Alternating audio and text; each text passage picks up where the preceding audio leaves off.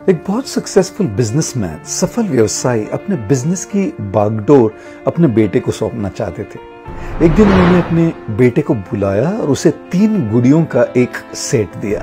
बेटा थोड़ा कंफ्यूज हो गया और उसने अपने पिता से पूछा, क्या मैं एक लड़की हूं कि आप मुझे ये गुड़िया दे रहे हैं? बड़ी शांति से पिता ने जवाब दिया, यह तुम्हारे बिजनेस को बढ़ाने के लिए, तुम्हें एक अच्छा बिजनेसमैन बनाने के लिए मेरी तरफ से एक तोहफा है।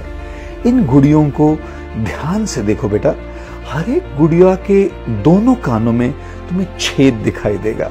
फिर पिता ने अपने बेटे को एक धागा दिया और उसे हर एक गुड़िया के कान के छेद से गुजारने के लिए कहा।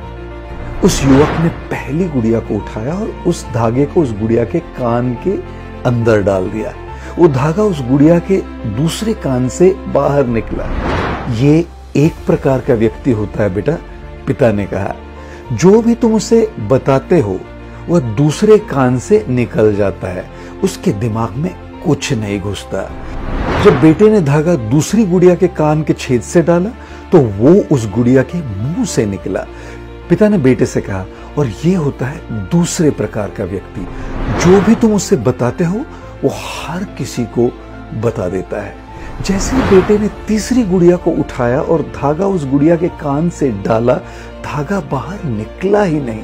पिता ने कहा, यह तीसरे प्रकार का व्यक्ति होता है, जो भी तुम उसे बताते हो वो उन बातों को अपने अंदर बंद करके रखता है। बेटे को अपने पिता के सिखाई हुई इन बातों से बड़ी खुशी हुई और उसने उनसे पूछा, इन तीनों में से सबसे अच्छा व्यक्ति कौन होता है पिताजी? तब पिता ने उसे एक चौथी गुड़िया सौंप दी। जब युवक ने उस गुड़िया के कान के छेद में धागा डाला तो वो दूसरे कान से बाहर निकला। फिर से डालो, पिता बोले। इस बार धागा मुंह से निकला और जब तीसरी बार डाला तो बिल्कुल भी नहीं निकला।